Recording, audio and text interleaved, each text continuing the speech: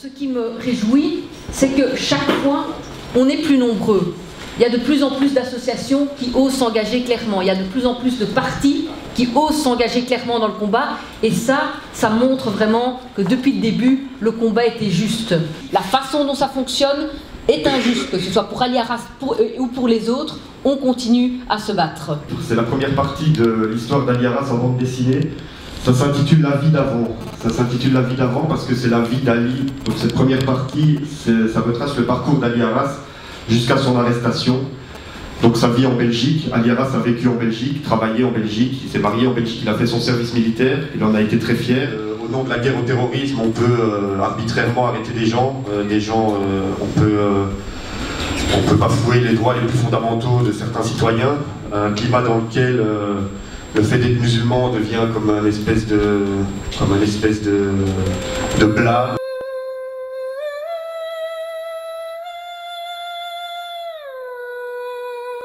Donc cet appel, comme on vient de vous le dire, a été signé par des universitaires, des artistes, des députés, donc des élus et des élus. Du monde de la culture aussi, il y a des gens comme Axel Red, Benoît Poulvord, Sam Touzani qui ont signé dans les députés PS. Je peux citer Djamali Kasban qui est là, Julien Tundal, Béa Diallo. Il y a des gens d'écolo qui ont signé aussi, Zakia Gadabi, bien sûr Zoé Genot. Il y a des gens du FDF également qui ont signé, du CDH comme monsieur Hervé Doyen. Donc je partage cet appel à la libération d'un Belge torturé et innocent avec vous. Aujourd'hui, 1er avril 2015, la Belgique fête un triste anniversaire et il ne s'agit malheureusement pas d'un poisson d'avril. Le 1er avril 2008, il fut arrêté et emprisonné. Cela fait 7 ans. Et depuis 4 ans, un de nos concitoyens est enfermé au Maroc dans d'horribles conditions. Il a été torturé, a très peu l'occasion de sortir au grand air, subit des maltraitances et pourtant il se bat. Cet homme s'appelle Ali Arras. En 2010, à Temara, il fut victime de brûlures occasionnées par une cigarette, de pratiques de phalangia, coups assénés sur la plante des 2 pieds, d'attachements intenses, puis de suspension par les poignets, d'électrochocs aux testicules et un viol de la bouteille. Ali a le tort d'être sujet à une double nationalité, il est également marocain. Or, notre ministre des Affaires étrangères, Didier Reynders, n'accorde pas la même valeur aux citoyens, citoyennes, certes belges, mais pas de souche. Et il renvoie la balle au Maroc depuis des mois, en disant qu'il revient aux autorités marocaines de résoudre la situation. Alors, le rappel des faits, Ali Arras est né en mars 1962 à Melilla, qui est une petite enclave espagnole au nord du Maroc. À 15 ans, il est arrivé en Belgique, muni d'un passeport marocain. Il est à noter que le Maroc pratique l'allégeance perpétuelle nationale. À ma connaissance, il y a un autre État qui pratique cela, c'est Israël. Donc lorsqu'on est marocain, le Maroc ne laisse pas la possibilité de renoncer à cette nationalité. Être marocain, c'est pour la vie. Ali Arras est par conséquent belgo-marocain. Plus tard, Ali Arras a effectué son service militaire en Belgique, comme Manu l'a indiqué. Il s'est marié, a travaillé à l'usine, au marché. Il a ensuite ouvert une librairie à Bruxelles. Après 27 ans de résidence au sein de notre plat pays, Ali a décidé de retourner dans sa ville natale afin d'y ouvrir un petit commerce. Et c'est dans cette ville, à Melilla, qu'il s'est vu arrêter en 2008 alors qu'il partait le matin au travail. De quoi est-il accusé? De terrorisme, de trafic d'armes. On lui reproche aussi des liens avec le djihadiste Abdelkader Beliraj. En 2009, le cas Ali Arras est instruit par le célèbre juge Balthazar Garçon, qui a été en charge aussi de l'affaire Pinochet, et est connu pour sa rigueur et son inflexibilité. La longue et approfondie enquête pénale du juge s'est clôturée par un non-lieu. Dès lors, les autorités marocaines ont demandé l'extradition d'Ali en vertu d'un mandat d'arrêt international. Et les autorités espagnoles l'ont extradé au Maroc, en dépit de l'injonction faite par le Comité des droits de l'homme des Nations Unies de suspendre cette extradition vers le Maroc à cause du risque de torture qu'Ali y encourait. Malgré tout, Ali Arras s'est vu extradé au Maroc et il a subi, comme le craignait l'ONU, d'insupportables tortures qui, comme il le rappelle dans la vidéo, ont été attestés en 2012 par le rapporteur spécial de l'ONU, Juan N. Mendez, sur la torture et autres peines ou traitements cruels, inhumains ou dégradants. Sous la torture, Ali Arras a signé des aveux en bas d'un texte rédigé en arabe, langue qu'il ne maîtrise pas. Le Comité contre la torture des Nations Unies a constaté le 27 mai 2014 que le Maroc avait violé ses obligations internationales et que la commission Ali Arras était basée sur des preuves obtenues sous la torture. Ainsi, après avoir été jugé en Espagne par un éminent juge qui a conclu sur un non-lieu, Ali Arras s'est vu condamné à 12 ans de prison au Maroc alors que son dossier pénal est vide et que seuls les aveux extraits sous la torture fondent son emprisonnement. Aujourd'hui, Ali Arras, âgé de 53 ans, épuisé après plusieurs grèves de la faim, croupit toujours dans une geôle marocaine dans la prison de Salé II, où il est maltraité. En tant que citoyenne belge, nous interpellons à travers cette carte blanche les autorités belges, et plus particulièrement le ministère des Affaires étrangères, afin qu'ils mettent une pression diplomatique maximale sur le Maroc et qu'ils rendent visite à Ali Arras en prison. Rappelons qu'en septembre 2014, l'État belge a été condamné par la Cour d'appel de Bruxelles qui a estimé qu'Ali Arras devait bénéficier de l'assistance consulaire de la Belgique, confirmant ainsi le jugement de première instance. C'est la première fois dans l'histoire judiciaire belge qu'un double national obtient d'un tribunal l'ordre intimé à la Belgique de protéger son ressortissant hors des frontières nationales. Il n'existe aucune raison légitime aux deux poids deux mesures actuelles. Nos compatriotes belgo-marocains ont droit au même traitement que les Belges considérés comme de souche. D'ailleurs, les arguments avancés par M. Renders sont incompréhensibles et changeants. Selon ce dernier, la Belgique ne peut intervenir au titre de l'assistance consulaire dans la mesure où l'intéressé possède la double nationalité belge et marocaine et que ce sont les autorités marocaines qui sont amenées à s'emparer du dossier s'il y a lieu de le faire. Or, la Belgique est déjà intervenue autrefois dans ce type de situation et il existe d'autres cas où un des deux pays est intervenu sur le cas d'un prisonnier possédant une double nationalité.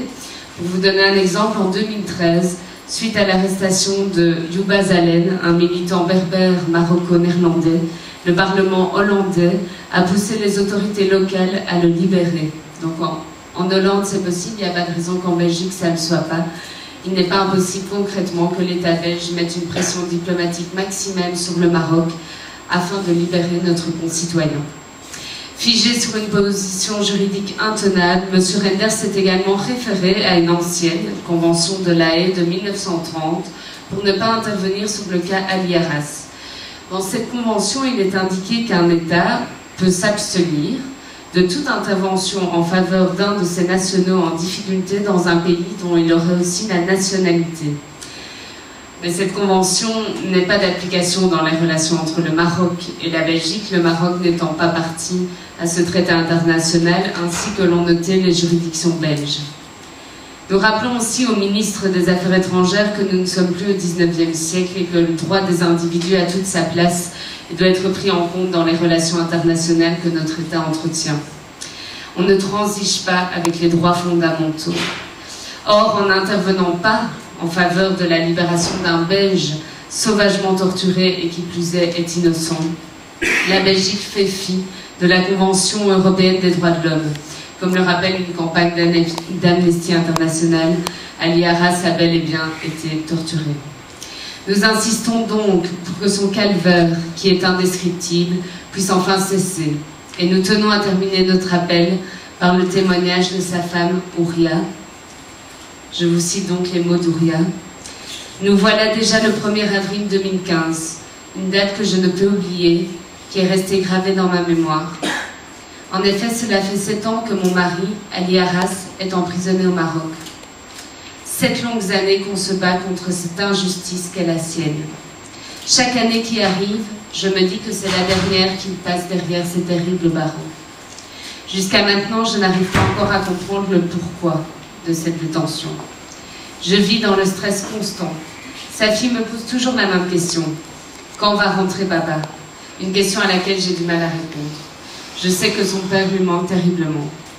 Pendant ces 7 longues années de combat, j'ai pu rencontrer des personnes formidables qui soutiennent la cause d'Ali. Grâce à elles, je ne suis pas seule et elles me permettent de continuer à me battre pour la libération de mon mari.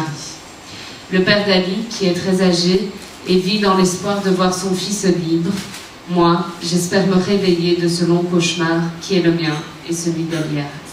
En fait, Amnesty s'est occupé de ce cas notamment parce que nous avons lancé une campagne contre la torture et nous avons voulu cibler une série de cas emblématiques.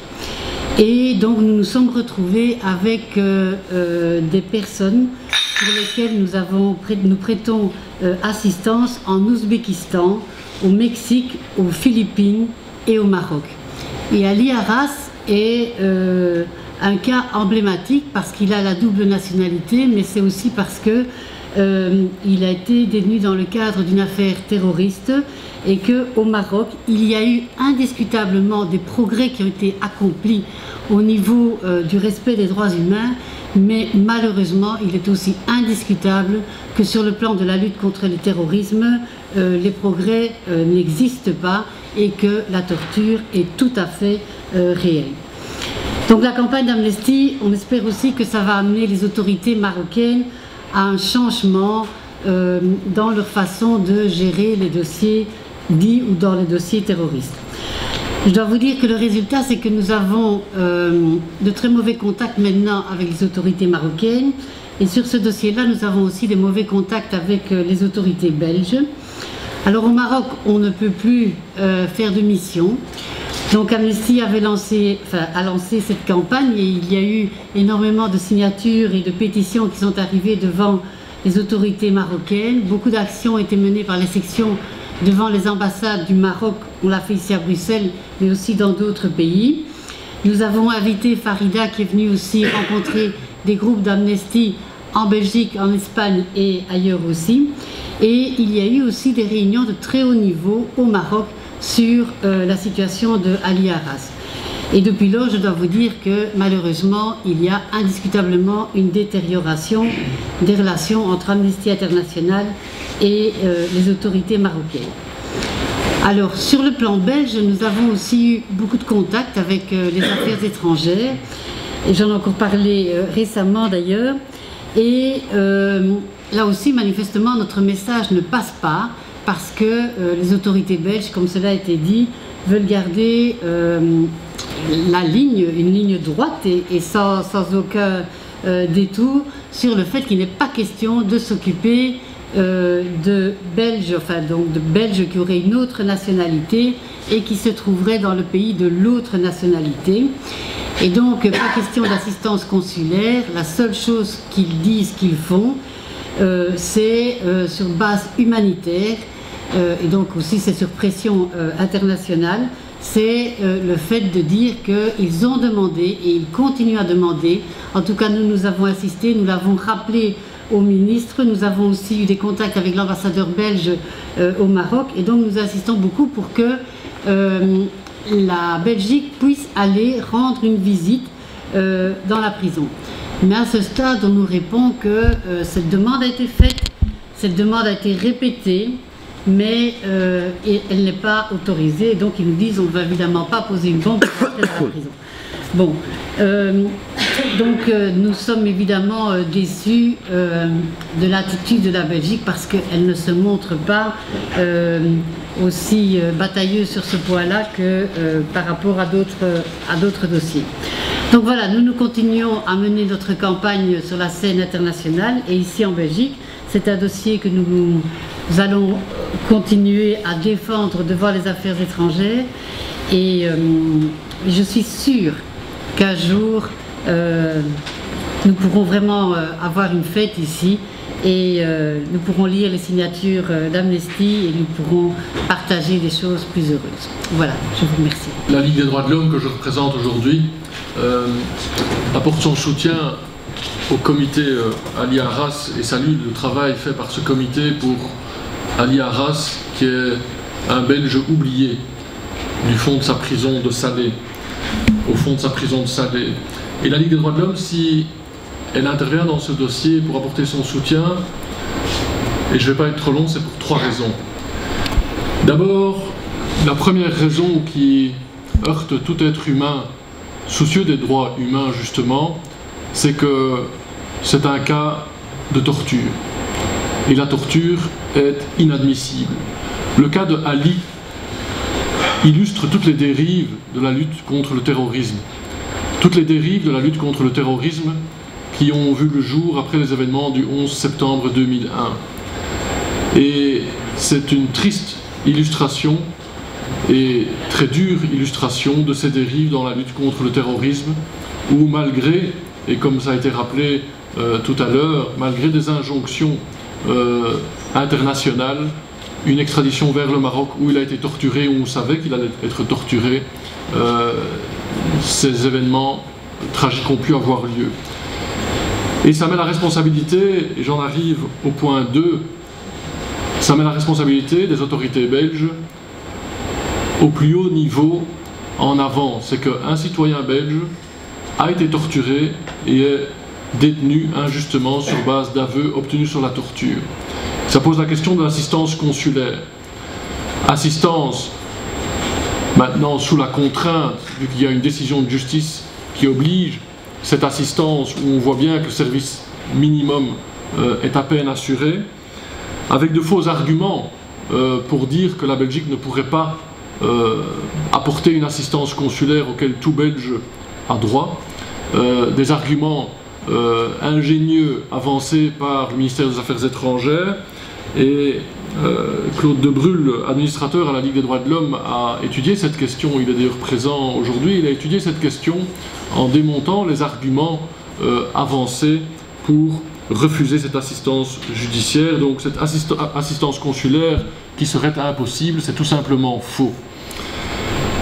Et ça me mène au troisième point que je veux partager avec vous aujourd'hui, et qui me semble un point essentiel, c'est que le cas de Ali est une illustration ou une interpellation qui nous pose la question suivante, c'est: y a-t-il en Belgique des Belges de seconde zone?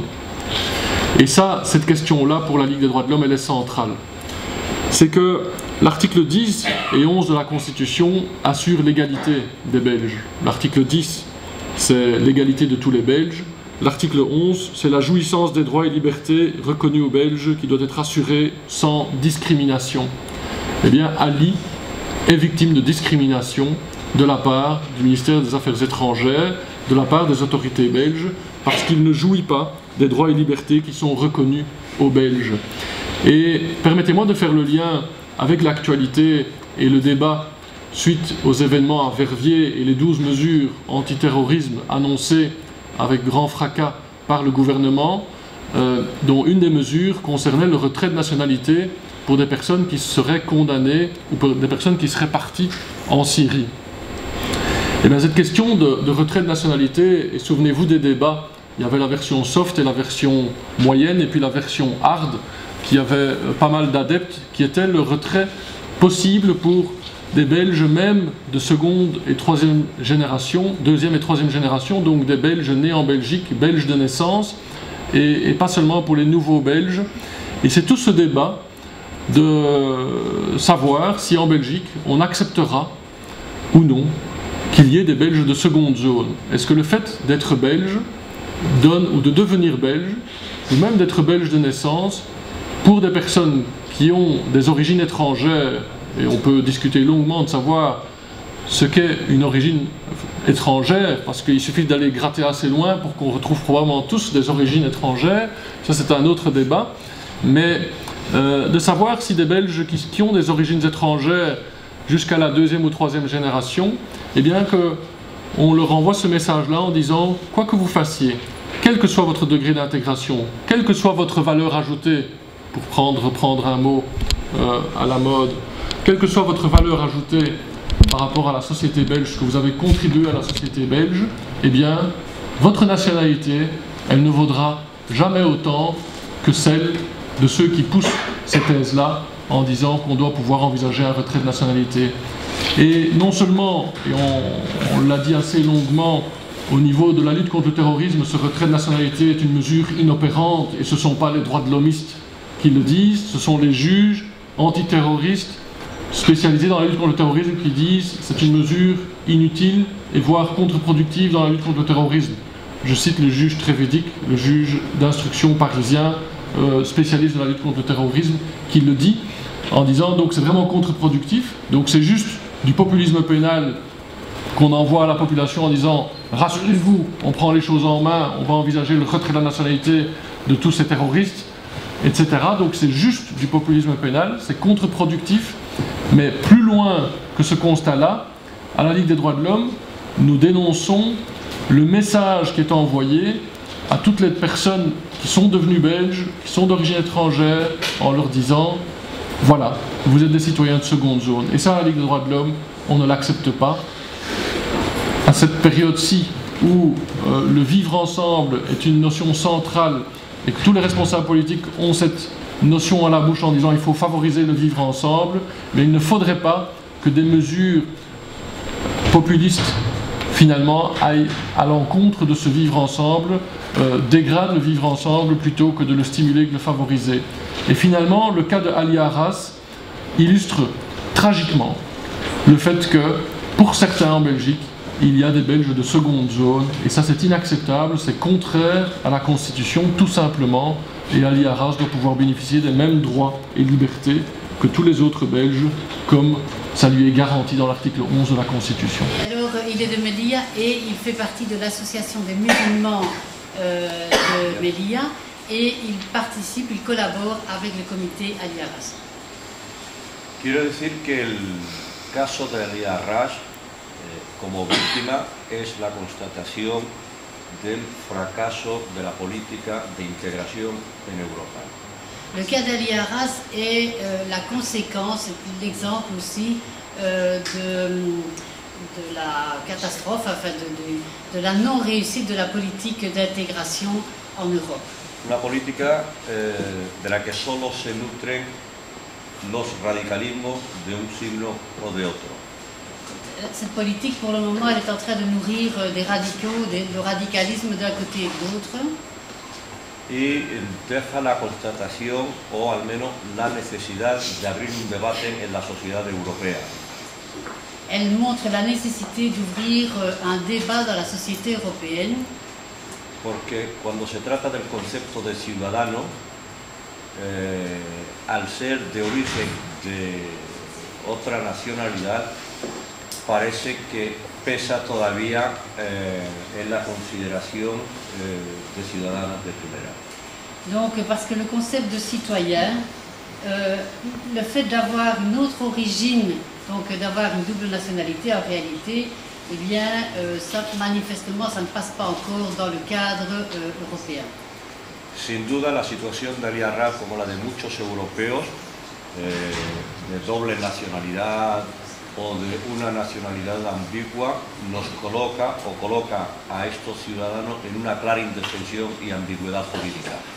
La situation d'Ali Arras et de beaucoup d'autres qui sont d'ailleurs dans le même cas fait en sorte que ces personnes, donc qui ont cette double nationalité ou une nationalité ambiguë, sont des personnes qui sont vulnérables et pas assez protégées, vulnérabilité au sens de protection juridique. Ali Arras como víctima de la tortura y el movimiento que ha habido en torno a Ali Arras no ha sido en vano, no se ha beneficiado de ello Ali Arras, pero existen datos que nos dicen que en los últimos años España ha denegado extradiciones porque ha tenido el referente de Ali Arras. Alors, donc Ali Arras est indiscutablement une victime de la torture. Les résultats à ce jour, même si évidemment ils sont totalement en deçà de nos espoirs, mais il y a eu manifestement des progrès, il y a des choses qui se sont quand même améliorées et je tiens pour expliquer cela le fait qu'en Espagne il y a eu des extraditions qui ont été refusées au regard de l'histoire de Ali Arras. Y para no alargar mucho, dar las gracias a mi hermano Luc, a Farida, a Dunia y a todos quienes han hecho realidad esta plataforma Pro Ali Arras. Muchas gracias. Et voilà, je voudrais remercier Luc, Farida et tous ceux qui ont permis et qui font en sorte que la plateforme Ali Arras a de la vie du travail. Il faut savoir que Ali Arras est un parmi beaucoup d'autres au Maroc. Et ça fait partie du combat que nous faisons au jour le jour. Donc, il est pour nous, en tant que défenseurs des droits humains, important d'être ici pour témoigner. Ali Arras est, comme vous le savez, un homme qui a été arraché à sa famille en 2008. Le monde s'est effondré ce jour-là pour lui et pour toute sa famille.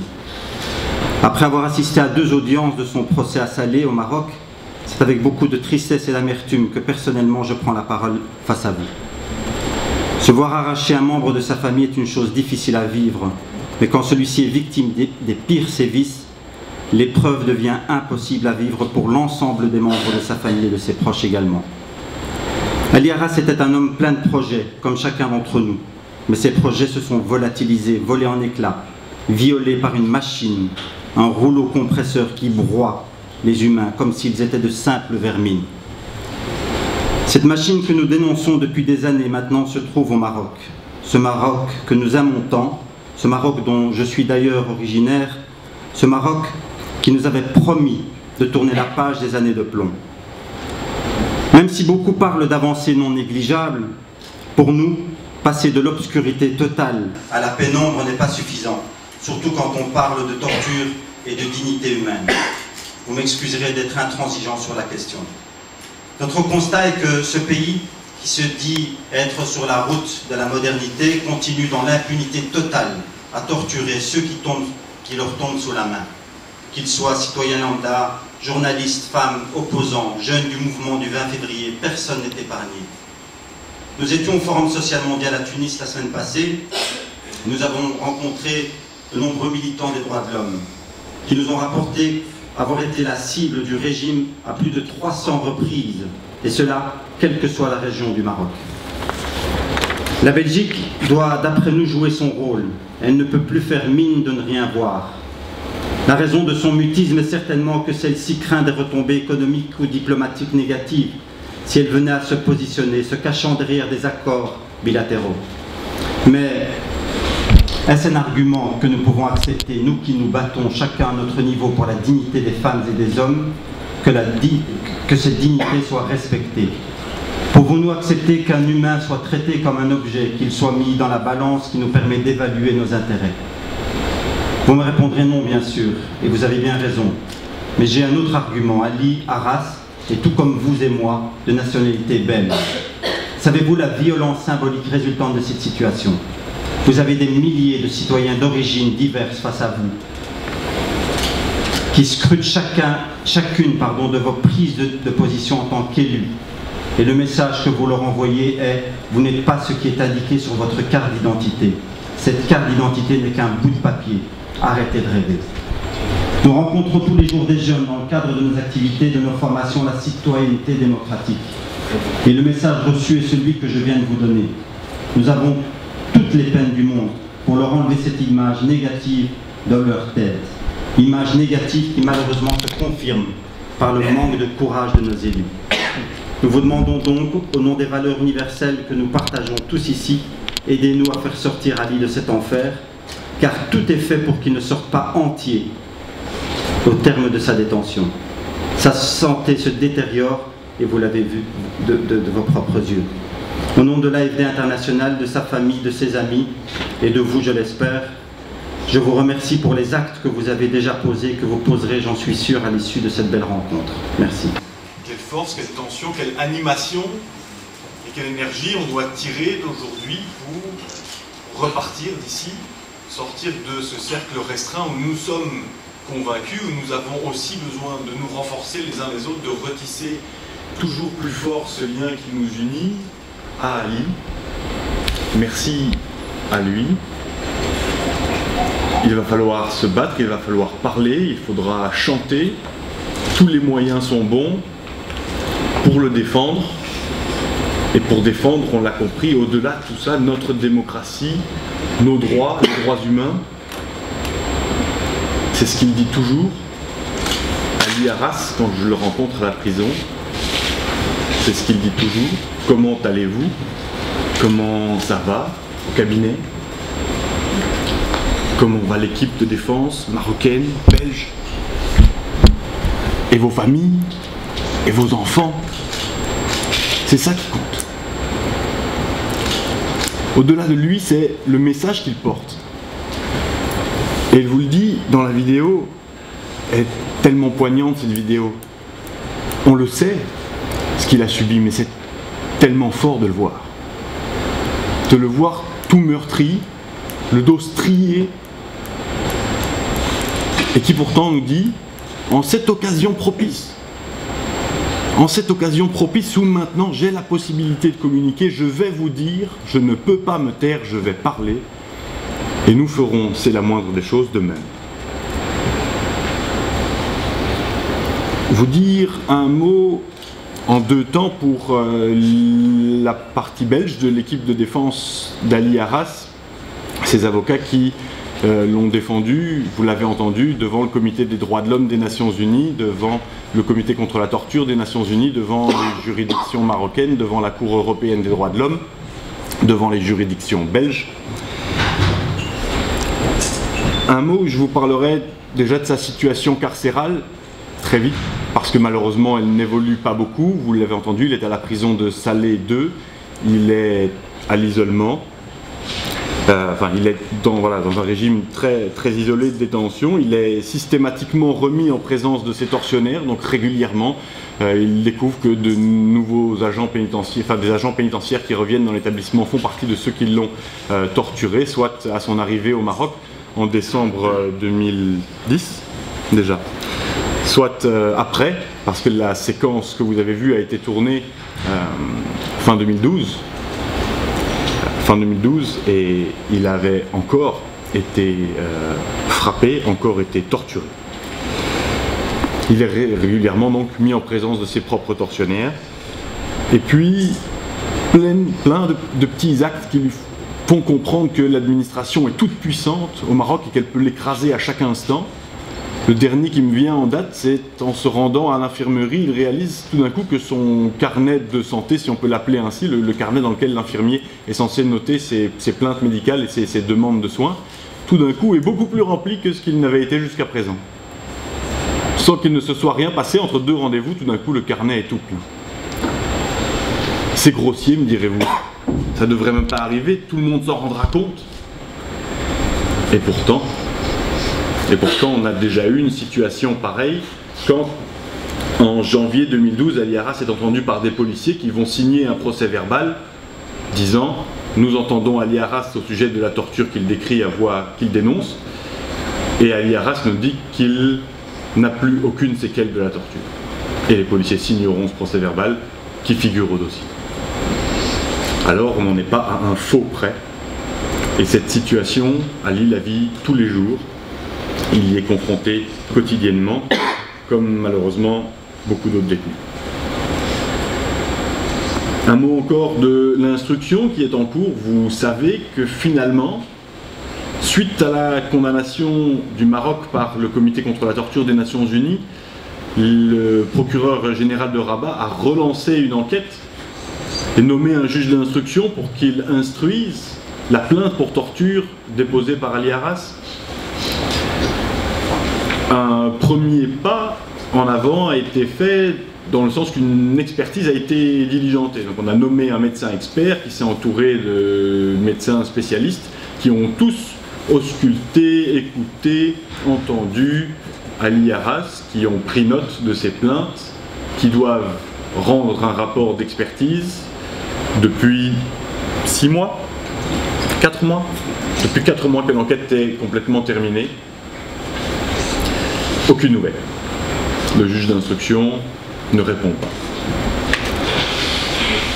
Quant aux autres devoirs d'instruction, les vrais devoirs d'enquête, ceux par lesquels on pourrait vérifier au moins en présence de qui Ali Arras s'est retrouvé quand il est arrivé au Maroc, après tout, c'est pas très compliqué.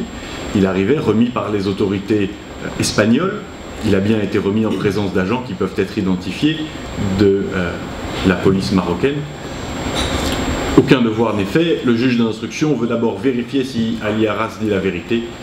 C'est la victime qui est passée sur le grill avant même d'envisager de faire le moindre devoir d'enquête au sujet des personnes qui l'ont torturé. Nous poussons avec une équipe de défense au Maroc qui a encore été récemment renforcée à Rabat. Nous poussons les autorités pour que ça avance, mais vous l'avez compris, peu de gens ont envie que ça avance. La Belgique ne fait aucun effort véritable pour aider Ali Arras, pour montrer qu'officiellement l'État s'inquiète de sa situation. C'est une réaction de façade à laquelle Ali Arras est exposé, et c'est évidemment un message clairement d'encouragement aux autorités marocaines de ne rien faire. Enfin, on le sait aussi, la condamnation d'Ali Arras au Maroc n'est pas définitive. Juridiquement, pour qu'une condamnation soit définitive, il faut que tous les recours contre cette condamnation aient été épuisés. Un pourvoi en cassation a évidemment été introduit suite à la condamnation en deuxième instance d'Ali Arras, c'est une peine de 12 ans d'emprisonnement. Ce pourvoi en cassation a été introduit en octobre 2012. On attend toujours que la Cour de cassation veuille bien fixer cette affaire, traiter ce dossier et répondre à tous les arguments juridiques concernant les violations du procès équitable et de la Convention contre la torture qu'Ali Arras a subie. Tant que sa condamnation n'est pas définitive, on ne peut pas non plus demander son transfèrement en Belgique dans le cadre de l'exécution de sa peine. Et donc tout est bloqué, toutes les solutions sont bloquées parce que les autorités marocaines ne font rien et que le juge de l'instruction au Maroc n'est manifestement pas enclin à aider une victime de la torture. Donc il y a eu en mai 2014 cette condamnation du Maroc pour toute une série de dispositions, et notamment le fait d'avoir condamné sur base d'aveux obtenus sur la torture. Et il y a en fait au comité contre la torture une procédure de suivi où on demande aux parties de nous donner des nouvelles de la situation de la personne.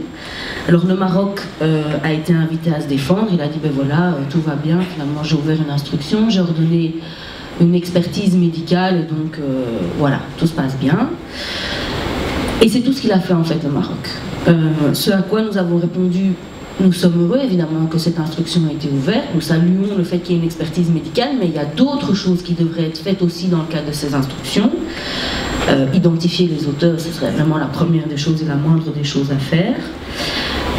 La deuxième chose, c'est que à partir du moment où le Maroc a été condamné parce qu'il a utilisé des preuves obtenues sur la torture, pour nous, la conséquence logique à donner à cette décision, c'est la libération d'Ali. On ne peut pas maintenir quelqu'un en prison sur base d'une condamnation qui est manifestement illégale. Donc on a rappelé ça et on a demandé au comité contre la torture d'inviter le Maroc à libérer Ali. Ce qu'a d'ailleurs déjà fait le groupe de travail sur la détention arbitraire des Nations Unies. Donc il a déjà invité le Maroc à libérer Ali, mais bon, sans suite. Et puis ce qu'on dit aussi au comité contre la torture, c'est qu'à tout le moins, sur base de sa décision, la Cour de cassation marocaine devrait casser la condamnation d'Ali pour lui permettre d'avoir un véritable procès dans lequel on pourrait alors utiliser le rapport de Joan Mendes et éventuellement une expertise indépendante qui aurait été menée au rapport, mais dont on attend toujours le résultat. Donc ça, c'est ce qui se passe au comité contre la torture. Au comité des droits de l'homme, qui lui a condamné l'attitude de l'Espagne, qui a extradé vers le Maroc alors qu'il savait qu'il y avait un risque de torture, le comité des droits de l'homme a demandé à l'Espagne de faire deux choses. C'est d'une part indemniser Ali, notamment pour la torture qu'il a subie là-bas au Maroc, et la deuxième chose, c'est de suivre le cas d'Ali pour s'enquérir de sa bonne santé. Alors au niveau de l'indemnisation, donc nous on a tout de suite écrit à l'Espagne en disant voilà, quelle suite allez-vous donner à cette décision du comité des droits de l'homme, et on nous a dit attendez, tout ça est très compliqué, différents ministères doivent être en contact pour répondre à cette question, donc on va attendre le délai de 6 mois qui nous a été octroyé par le comité pour vous donner notre position. Et en fait, leur position, c'est que au niveau de l'indemnisation d'Ali, ils disent dans notre ordre juridique interne, il n'est pas possible d'indemniser Ali, il faut qu'il introduise une nouvelle procédure en Espagne, Une procédure d'abord qui a une phase administrative et puis une phase contentieuse. Alors heureusement, on avait compris que l'Espagne n'allait pas être de bonne foi, un peu comme tous les États dans ce dossier, donc on avait un peu prévu le coup quelque part. Donc on avait déjà contacté un avocat en Espagne qui nous avait expliqué qu'il y avait un délai de prescription de 1 an, ce qui est très important parce que l'Espagne nous invitait à laisser passer 6 mois pour qu'on se retrouve avec 6 mois en moins pour pouvoir introduire notre action devant son administration. Donc à ce niveau-là, nous on dit que l'Espagne est de mauvaise foi et aurait dû nous donner tout de suite les informations nécessaires pour pouvoir agir, et qu'on invite le comité dans ses décisions à venir à inviter les États parties à donner vraiment les informations disponibles immédiatement aux personnes pour pouvoir se défendre efficacement. Et on invite aussi le comité à demander à l'Espagne à modifier sa législation, puisque à partir du moment où il y a une décision d'un organe international, l'État pourrait tout à fait prévoir dans sa législation que si on lui demande d'indemniser quelqu'un, eh ben, il l'indemnise tout simplement. Parce que pour Ali, et en plus la procédure espagnole est difficile, il faut avoir un mandat qui est signé par un notaire, qui est rédigé par un notaire. Alors on n'arrive déjà pas à faire rentrer un médecin en prison, mais pour faire rentrer un notaire espagnol qui va pouvoir rédiger le mandat qui va nous permettre à nous, avocats belges, d'agir en Espagne, enfin tout ça est un peu compliqué, vous le comprenez bien. Et puis alors par rapport au suivi du bon traitement d'Ali en prison, l'Espagne nous dit, ben, vous savez, on a eu énormément de réunions avec les autorités marocaines et elles nous ont dit que tout allait bien. Donc on explique au comité que pour nous c'est tout à fait insuffisant comme suivi, qu'il ne faut pas oublier quand même c'est le Maroc qui l'a torturé, qui l'a condamné, qui le maintient en prison, qui continue à le maltraiter pendant sa détention, et donc on invite évidemment le comité à demander à l'Espagne à agir de manière plus efficiente, c'est-à-dire de rendre visite à Ali pour avoir son point de vue, d'obtenir des rapports médicaux ou de faire entrer un médecin en prison pour avoir une objectivation de sa situation médicale, ce qu'on n'arrive pas à avoir depuis 2010, depuis qu'il est là-bas. Et puis alors, on demande aussi à l'Espagne de veiller à ce que les procédures marocaines avancent, parce que c'est vrai que c'est l'énorme problème dans ce dossier, c'est que finalement le Maroc laisse dormir l'instruction, laisse dormir le recours en cassation, et que nous, du coup, on ne peut même pas essayer d'agir de manière efficace pour faire revenir Ali ici en Belgique et pour qu'il puisse être près des siens, ce qui est une possibilité prévue par des conventions bilatérales entre la France, entre la Belgique et le Maroc. Et alors le dernier point évidemment, c'est cette condamnation, c'est à propos de la Belgique, c'est par rapport à cette condamnation de la Cour d'appel de Bruxelles. Nous avons sans doute été trop confraternels dans ce dossier, nous avons laissé un long délai aux avocats d'État belges pour prendre position par rapport à leur envie ou pas d'introduire un pourvoi en cassation. Et maintenant, ils ont jusqu'au 26 avril pour se décider définitivement, mais il semblerait que ce soit une possibilité qui soit véritablement envisagée par le ministère des Affaires étrangères. Et alors, ce qui est dommage par rapport à l'exécution de cette décision belge, c'est que c'est vrai qu'il y a un courrier qui a été envoyé aux autorités marocaines, on a reçu copie de ce courrier. Mais c'est un courrier qui dit, grosso modo, nous avons été condamnés par la Cour d'appel de Bruxelles à faire une demande pour pouvoir rendre visite à Ali Arras. Est-ce que vous voudrez bien nous autoriser à le voir? Ça veut dire presque, vous savez que nous n'avons pas envie de le faire, on ne l'a jamais fait jusqu'ici, maintenant on est condamné, donc voilà, on vous fait la demande. Et ça, évidemment, c'est pas très efficace, alors qu'il pourrait s'appuyer sur des conventions internationales pour exiger de voir Ali Arras, et c'est ça qu'il faudrait faire. Alors, on ne vous a pas raconté, mais Ali Arras a refait des grèves de la faim depuis qu'on avait introduit cette action en référé en Belgique. Et à chaque fois, nous, on tient à informer évidemment les avocats de l'État belge. C'est vrai que les avocats de l'État belge réagissent en transférant les informations au ministre. C'est vrai qu'il y a 2 rappels qui ont été envoyés, mais enfin, c'est une condamnation qui date de septembre 2014 et on est en mars, fin mars, non, 1er avril, excusez-moi. Et donc évidemment c'est insuffisant pour être efficace. 7 ans d'incarcération, c'est l'âge de mon plus grand enfant. Ça fait 7 ans. 7 ans qu'il y a la photo d'Ali et d'Amina dans le salon. Et donc voilà, je voudrais m'adresser à vous en tant que militant, en tant que belgo-marocain, mais aussi en tant que berbère, en tant que cueil de Marocains, en tant que valeur moindre ajoutée de ce pays. Et pour toutes ces raisons, ne pas s'intéresser au cas d'Ali Arras, c'est être soi-même prisonnier. Les conditions des droits de l'homme au Maroc, elles ne sont plus à débattre ici, c'est catastrophique et on le sait tous. Mais la question que je voudrais poser, c'est la Belgique vaut-elle mieux que le Maroc en termes de respect du droit de l'homme? Le cas d'Ali Arras, il est emblématique. Il concentre sur lui-même toutes les injustices et il met en évidence le climat islamophobe, ce racisme institutionnalisé dans ce pays et en Europe en général.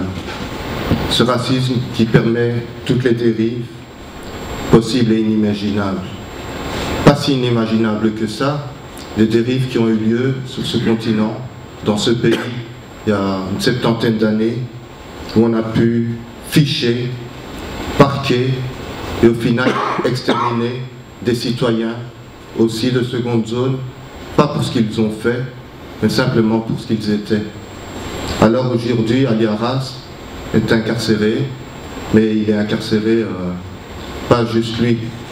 C'est les centaines de milliers de Belgo-Marocains dans ce pays, que vous considérez à juste titre, j'imagine, comme des citoyens à part entière. Des centaines de milliers de citoyens sont considérés comme des citoyens de seconde zone. Et pour toutes ces raisons, parce qu'on nous a appris plus jamais ça, il faut se battre et lutter pour la libération d'Ali Arras. J'ai aussi une pensée à tous les prisonniers politiques au Maroc, dont Ali ne cesse de nous rappeler leur existence. J'ai aussi une pensée à tous les prisonniers politiques en Palestine, dont Marwan Barghouti. Une pensée à Moumia Abou Jamal, qui est gravement malade, incarcéré dans la plus grande démocratie du monde, les États-Unis.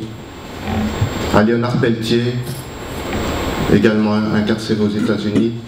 Et à Georges Ibrahim Abdellah, toujours incarcéré malgré la fin de sa peine dans le pays de la liberté, de l'égalité et de la fraternité. Alors vraiment, à nous tous, je voudrais vous demander que dans le pays où l'union fait la force, on fasse vraiment l'union pour sortir Ali Arras et en finir avec ce climat islamophobe et raciste dans ce pays une fois pour toutes. Et merci à tous. Donc je m'appelle Mohamed Adel, je représente la MDH, l'Association marocaine des droits humains. Premièrement, merci de nous avoir invités à participer donc à cette rencontre. Il est très difficile de prendre la parole après ce qu'on a vu, donc après la vidéo,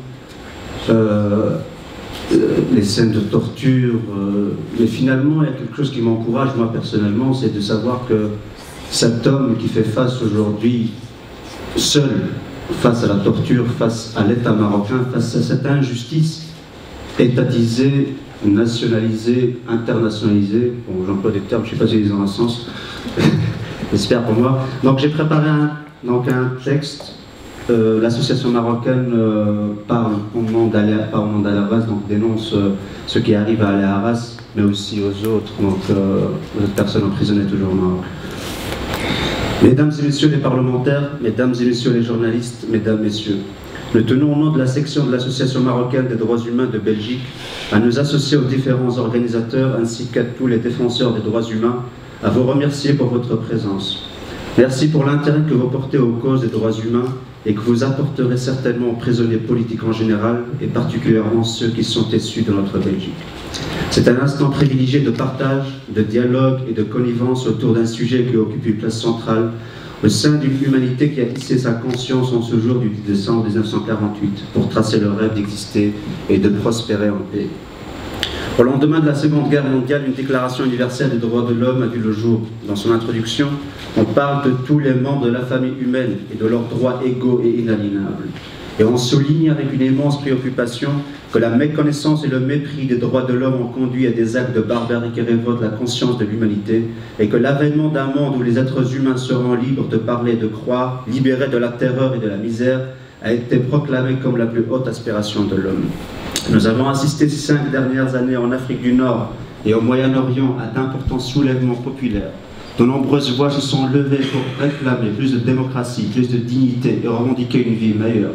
Au lieu de les accueillir avec tout le respect qui se doit, cependant de nombreux régimes en place ont réprimé, emprisonné, torturé tous ceux qui ont osé tenir tête à leur tyrannie. La répression et la violence ont toujours été et restent la réponse de ces pays totalitaires. L'histoire de l'immigration et l'importance d'une communauté d'origine marocaine en Belgique fait que nous sommes tout aussi concernés par l'évolution du Maroc. Malheureusement, ce dernier n'est pas une exception. Tous les rapports des ONG et organisations nationales et internationales s'accordent à dire qu'il y a eu indéniablement un recul des droits humains au Maroc durant ces 10 dernières années. La torture au Maroc ne s'arrête pas et une liste de témoignages reste à disposition du bureau central de notre association. Nombreuses et nombreuses sont les martyrs tombés sous des coups meurtriers durant les années de protestation du mouvement du 20 février. Le moins que l'on puisse dire, c'est que ces agissements condamnables et condamnés relèvent des caractéristiques d'un État de non-droit. Et que le dossier des violations des droits humains au Maroc n'a jamais été clos. L'impunité du régime sur tous les plans règne inlassablement et de manière scandaleuse. Les tortionnaires et les assassins durant les années de plomb occupent encore les plus hauts rangs de l'État. Et le système perdure sur les ruines de graves contentieux des violations des droits humains. Quant aux belgo-marocains, les rapports avec les autorités consulaires de leur pays d'origine et leur pays d'accueil restent difficiles. Traités comme des vaches à lait par les premiers et marginalisés de la participation à la politique par les seconds. Leurs droits à la citoyenneté sont bafoués, ils sont constamment exposés à la maltraitance aux frontières douanières lors de leur déplacement au Maroc. Aujourd'hui, l'émigration clandestine des jeunes mineurs marocains suscite l'indignation de l'ensemble des organisations soucieuses des droits humains. Parmi eux, de nombreux jeunes trouvent la mort au large des frontières méditerranéennes, alors que les autorités marocaines semblent indifférentes à ce drame, portant ainsi atteinte au droit à une vie digne et à la justice sociale. En Belgique, plusieurs cas illustrent la complexité du statut de belgo-marocain. Les cas d'Ali Arras, Abdelkader Beliraj, Abdelatif Bakti, Hicham Bouali, Mohamed Ra, Ahmed Zemouri, Mohamed Yokri, Amlout et les autres détenus belges d'origine marocaine qui ont été kidnappés, extradés, torturés au Maroc nous révèlent une réalité préoccupante.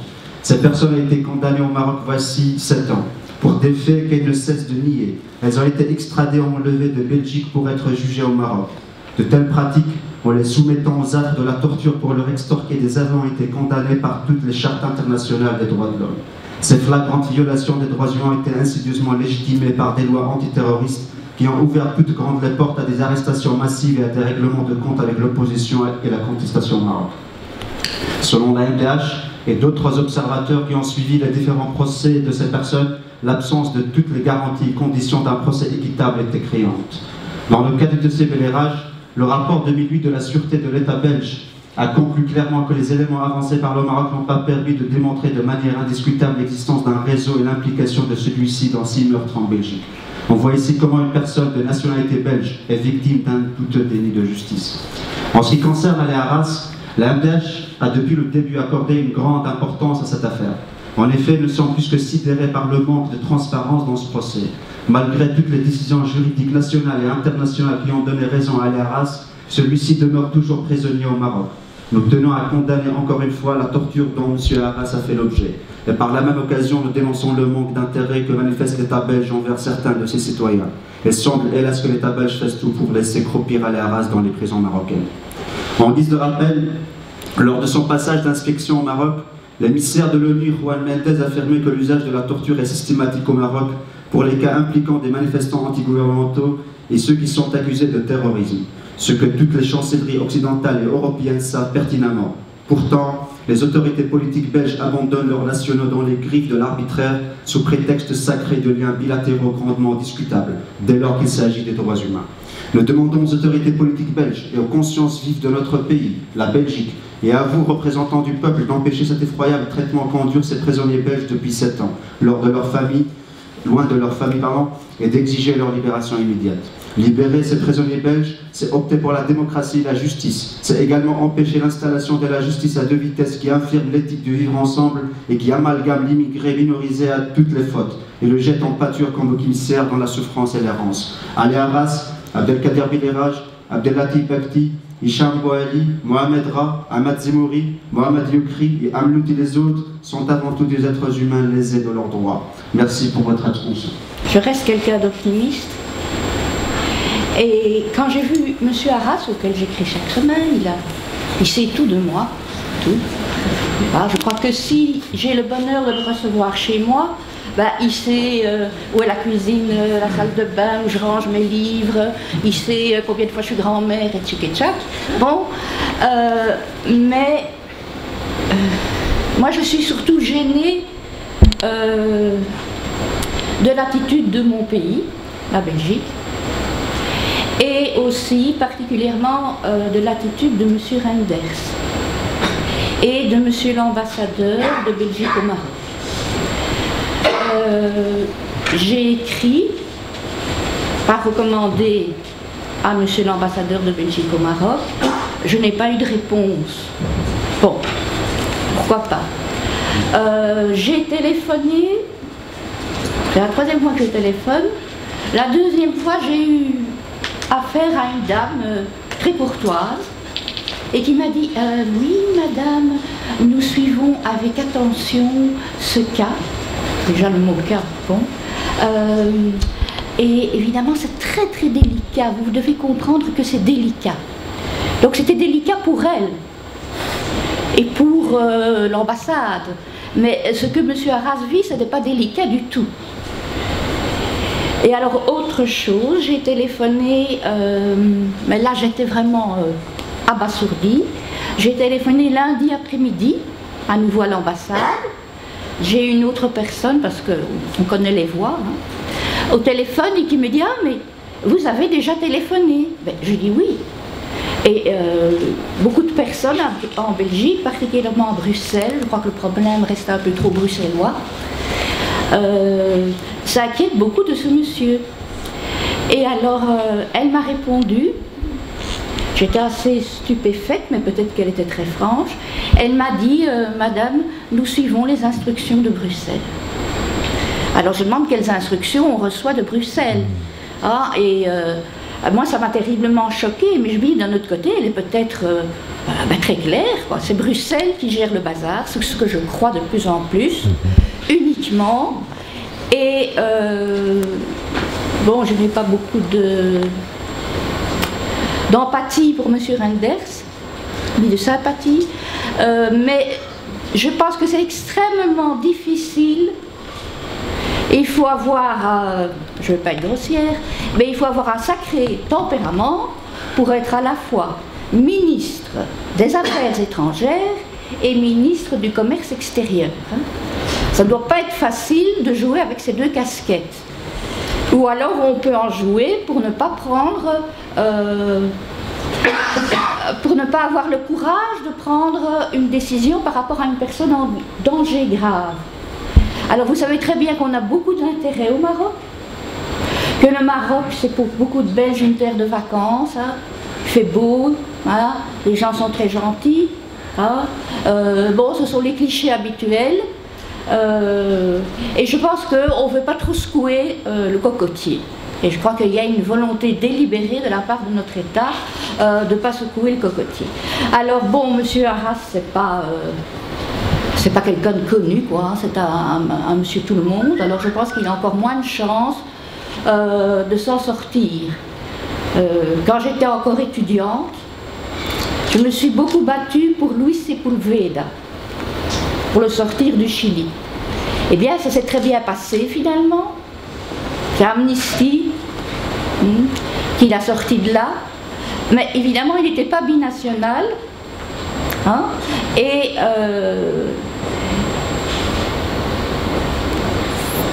ça a été plus facile. Je pense que pour Amnesty, ici, ça va être plus difficile à cause de cette histoire de binationalité. Mais maintenant, je pense qu'il y a une injustice terrible par rapport à M. Arras. Ça, c'est très clair.